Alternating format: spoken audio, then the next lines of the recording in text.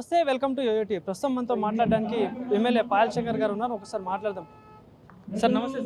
Sir అయితే చూసుకుంటే ఈరోజు పెద్ద ఎత్తున ధర్నా చేపట్టడం జరిగి ప్రధానంగా ఫోన్ ట్యాపింగ్ వ్యవహారం మీద కాంగ్రెస్ గవర్నమెంట్ వచ్చి 6 నెలల్లో కూడా దీని మీద ఎట్లాంటి విచారణ చేయని పరిస్థితి. సో దీనికి ప్రధానంగా పెద్ద ధర్నా అయితే చేయడం చేపడుతుంది. సో ఏం చెప్పదలుచు? ఈ జరిగినటువంటి ఫోన్ ట్యాపింగ్ వ్యవహారం ఇది చిన్న నేరం కాదు. ఈ దేశ రక్షణకు సంబంధించిన విషయం, తెలంగాణ రాష్ట్ర భవిష్యత్తుకు సంబంధించిన విషయం, అదేవిధంగా ప్రజల హక్కులు, ప్రజల స్వేచ్ఛ గురించి సంబంధించినటువంటి విషయం. చివరికి పోయిన ప్రభుత్వం భార్యాభర్తల సంభాషణ కూడా విన్నది, హైకోర్టు జడ్జిల సంభాషణ విన్నది, నిన్న మొన్నగా పుకార్లు వస్తున్నాయి, సుప్రీంకోర్టు న్యాయమూర్తుల సంభాషణలు కూడా విన్నదని. ఇది భారతదేశంలోనే పెద్ద నేరం. ఇది ఇంత పెద్ద క్రైమ్ని ఈ రాష్ట్ర ప్రభుత్వం విచారణ చేసే దోషుల మీద చర్యలు జరగవు. అందుకే భారతీయ జనతా పార్టీ పక్షాన ఈ రాష్ట్ర ప్రభుత్వాన్ని డిమాండ్ చేసినాం. జరిగినటువంటి ఫోన్ ట్యాపింగ్ వ్యవహారాన్ని వెంటనే సిబిఐకి అప్పగించి సిబిఐ విచారణ జరిగితేనే దోషులకు శిక్షలు ఖరారవుతాయి. ఈ రాష్ట్ర ముఖ్యమంత్రి గారు గతంలో కాంగ్రెస్ పార్టీ అధ్యక్షుడిగా అనేక సందర్భాల్లో మాట్లాడాడు. కాళేశ్వరం మీద సిబిఐ ఎంక్వైరీ ఎందుకు చెయ్యది, రాష్ట్ర సిబిఐ కేంద్రంలో ఉన్నటువంటి పెద్దలు నాకు సమయం ఇస్తలేరు, కాళేశ్వరంకు సంబంధించినటువంటి ఆధారాలన్నీ కూడా నా దగ్గర ఉన్నాయని చెప్పిండు. ఆ రోజు కాంగ్రెస్ పార్టీ అధ్యక్షునిగా సిబిఐ గొప్ప వ్యవస్థని మాట్లాడిండు, సిబిఐ ఎంక్వైరీ చేస్తేనే వాస్తవాలు బయటకు వస్తాయని మాట్లాడిండు. మరి ఈరోజు ముఖ్యమంత్రి అయిన తర్వాత ముఖ్యమంత్రి గారి స్వరం మారింది. ముఖ్యమంత్రిగా కూడా మీకు అవకాశం ఉన్నది. ప్రజలు ఇచ్చినటువంటి అధికారం ద్వారా వాస్తవాలు బయటకు రావాలంటే రాష్ట్ర ప్రభుత్వం ఈ విషయాల మీద సిబిఐ విచారణ చేయాల్సిందిగా డిమాండ్ చేయాల్సి, విచారణకు ఈ రాష్ట్ర ప్రభుత్వమే ఉత్తరం రాయాల్సిందిగా భారతీయ జనతా పార్టీ డిమాండ్ చేస్తుంది. ఇంకోటి చూసుకుంటే హరీష్ రావు కానీ సంతోష్ గారి ఫోన్ ట్యాపింగ్ కూడా అయినట్టు కూడా వస్తుంది వార్తలు. సో ఇట్లా చూడొచ్చు అంటారు, అంటే వాళ్ళ దగ్గర రావడానికి గతం 10 సంవత్సరాలు జరిగినటువంటి పరిపాలన రాక్షస పరిపాలన. భార్యాభర్తల ఫోన్లు సంభాషణలు విన్నరు అనంటే ఇది వైద్య భాషలో ఒక రకమైనటువంటి జబ్బు. అది ఆ జబ్బు ఉన్న వాళ్ళు ఎంతకైనా తెగిస్తారు. తన ఇంట్లో ఉన్నటువంటి కుటుంబ సభ్యుల ఫోన్లు కూడా ట్యాప్ చేసి ఉందని చెప్తా ఉన్నారు.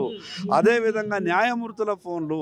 ఆ జబ్బు అనేది మనిషి ఎంత దిగజారుస్తుంది అంటే ఎన్ని ఆకృత్యాలైనా సరే ఆ జబ్బు మనిషితోని చేయిస్తుంది. కాబట్టి ఆ రకమైన తనామన లేకుండా అందరి ఫోన్లు ట్యాప్ చేశారు. కాబట్టి అది సిబిఐ ఎంక్వైరీ చేస్తేనే వాస్తవాలు బయటకు. కవిత లిక్కర్ స్కామ్లో అరెస్ట్ అవ్వకుండా ఉండడం కోసం ఇదంతా చేశారనుకోవచ్చా? మా ఆదిలాబాద్లో ఒక పాములు కొట్టేటోడు ఉండే, వాడు తిరిగి పాములు కొట్టి చచ్చిపోయాడు. కేసీఆర్ కూడా ఈ రకమైనటువంటి కట్టడి, ఈ ఫోన్ ట్యాపింగ్ ద్వారా మిగతా రాజకీయ పార్టీలను కట్టడి చేయాలనుకున్నటువంటి కేసీఆర్ చివరికి ఆ ట్యాపింగ్ ద్వారా తనే కట్టడికి గురయ్యిండు. ఏ పాములనైతే పట్టుకొని ఆడించాలని అనుకున్నాడు ఆ పాములే చివరికి ఆయనని కాటేసినాయి. కాబట్టి కేసీఆర్ స్వయంకు ఆయన చేసిన తప్పులకు తప్పకుండా శిక్షలు ఖరారైతాయి. కానీ ఇక్కడ వచ్చినటువంటి సమస్య ఏంటంటే ఇది అక్కడ ఢిల్లీలో ఉన్నటువంటి కాంగ్రెస్ పార్టీకి, బీఆర్ఎస్ పార్టీకి ఒప్పందం కుదిరింది. కాబట్టి ఈ రాష్ట్ర ముఖ్యమంత్రి గారిని కూడా కంట్రోల్ చేస్తూ ఉన్నారు, ఎంక్వైరీ చేయకుండా ఇబ్బంది పెడతా ఉన్నారు. అందుకే సిబిఐ ఎంక్వైరీ వస్తే వాస్తవాలు బయట. ఇంకోటి చూసుకుంటే కాంగ్రెస్ పార్టీ ప్రజాపాలన అందిస్తున్నాం, ప్రజల్ని రైతులను ఆదుకుంటున్నాం అని చెప్పేసి అంటున్నారు. కానీ మొన్న ఏదైతే ఆదిలాబాద్లో జరిగిన రైతుల మీద విత్తనాల విషయంలో లాఠీచార్జ్ చేయడం జరిగింది. సో ఇదంతా ఎట్లా చూడొచ్చు అంటారు? మేము మొదటి నుంచి కూడా చెప్పినాం, వ్యవసాయ పనులు మొదలవుతున్నటువంటి సమయంలో వ్యవసాయ శాఖ ఒక ప్రణాళిక సిద్ధం చేయాలా, ఈ రాష్ట్రంలో విత్తనాల అవసరం ఎంత ఉంది, డిమాండ్ విత్తనాలు ఏవి, కంపెనీలు ఏ విత్తనాలు సరఫరా చేయబోతా ఉన్నాయి, కంపెనీలు కృత్రిమ కొరత ఏ విత్తనాలను సృష్టిస్తున్నాయి, ఈ విషయాల మీద, అదేవిధంగా రైతులకు సంబంధించినటువంటి బ్యాంకు నుంచి రుణాలు అందుతున్నాయి, ఇవన్నీ కూడా చర్చ జరగాలని చెప్పినాం. కానీ రాష్ట్ర ప్రభుత్వం ఆ విషయాల మీద దృష్టి పెట్టలేదు. దాని పర్యావరణమే ఈరోజు కుటుంబ సభ్యులు లైన్లో నిలబడితే కానీ విత్తనాలు దొరికేటటువంటి పరిస్థితి. రైతు చేతిలో చిల్లి గవ్వలేదు. వ్యవసాయ పనులు మొదలవుతున్నాయి. ఒక పక్క రుణమాఫీ ఆగస్టులో చేస్తామంటారు. ఈ రాష్ట్రంలో ఒక గందరగోళమైనటువంటి పరిస్థితులు. ఈ గందరగోళం నుంచి రాష్ట్రం బయటపడాలా. ఈ రాష్ట్రం అనేకమైనటువంటి సమస్యలు ఉన్నాయి. ఈ సమస్యల మీద దృష్టి పెడతలేరు. కానీ ఈ పేపర్ల లీకులు ఇచ్చేసి ఈ టెలిఫోన్ ట్యాపింగ్ విషయం కావచ్చు, మిగతా విషయాల మీద కేవలం లీకులు ఇచ్చి పరిపాలన కొనసాగించాలనుకుంటున్నది. కాబట్టి వెంటనే ఈ ప్రభుత్వం ఉన్నటువంటి ఈ సమస్యల మీద దృష్టి కేంద్రీకరించి ఈ రాష్ట్రంలో ఉన్నటువంటి సమస్యలు పరిష్కారం చేయాలి. చివరికి ఒకటే ప్రశ్న, ఎందుకంటే రాష్ట్రంలో ఎన్ని సమస్యలు ఉన్నా కూడా, ఏదైతే వడ్ల కొనుగోలు కానీ, విద్యార్థుల విషయంలో కానీ ఎన్ని సమస్యలు ఉన్నా కూడా ప్రధానంగా ఇప్పుడు ఏదైతే రాష్ట్ర చిహ్నం విషయంలో కానీ, అటు సాంగ్ మార్పిడి విషయంలో కానీ ఇదంతా చూస్తుంటే ఎట్లా చూడొచ్చు అంటారు? ఇప్పుడు అంత అవసరమా అంటే ఏం చెప్తారు దీనికి?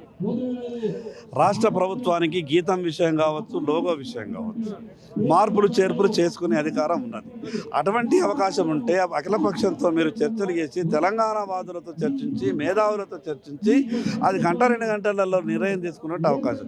అది కూడా ఏదో పెద్ద సమస్య అయినట్టు ఆ రెండుటి కొరకే ఆ రాష్ట్ర గీతంలో మార్పుల కొరకు తెలంగాణ చిహ్నం మీద చర్చ చేయడానికి ఈ రాష్ట్రంలో కాంగ్రెస్ పార్టీకి అధికారం ఇచ్చినట్టు కాంగ్రెస్ పార్టీ భావిస్తున్నది. కాంగ్రెస్ పార్టీకి ఆ 2 విషయాల మీదనే అవకాశం ఇవ్వలేదు ఈ రాష్ట్ర ప్రజలు. కాంగ్రెస్ పార్టీకి తెలంగాణ రాష్ట్రంలో అనేకమైనటువంటి సమస్యలు ఉన్నాయి. మీరు అమలు చేస్తానన్నటువంటి ఇస్తానన్నటువంటి 6 గ్యారంటీలు అమలు చేస్తారేమో అని ఆశతోని ఈ రాష్ట్ర ప్రజలు మీకు అవకాశం ఇచ్చారు. రైతులకు 2 లక్షల రూపాయల రుణమాఫీ చేస్తారేమో అని అవకాశం ఇచ్చారు. కానీ కాంగ్రెస్ పార్టీ ఇచ్చినటువంటి గ్యారంటీలను మర్చిపోయి ఇచ్చినటువంటి హామీలను మర్చిపోయి ఈ విషయాల మీదనే చర్చ చేస్తున్నది.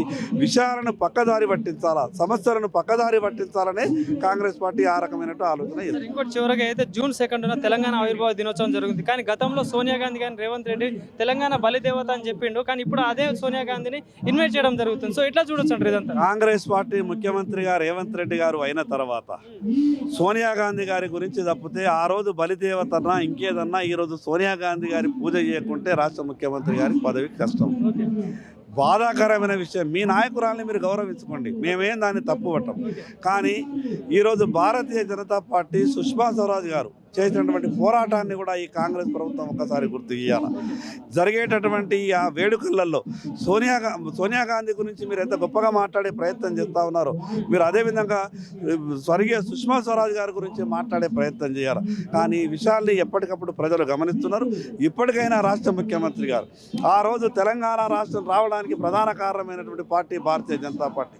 ఈ రాష్ట్రంలో ఎంపీలు లేకున్నా కానీ ఆ రోజు తెలంగాణ రావడానికి పార్లమెంట్లో సంపూర్ణ మద్దతు ఇచ్చి తెలంగాణ రావడానికి కారణమైనటువంటి బీజేపీ ఈరోజు భారతీయ జనతా పార్టీ పెద్దల్ని కూడా ఆ యొక్క సమావేశాలకు ఆ యొక్క వేడుకలకు ఆహ్వానించే ప్రయత్నం చేయాలా.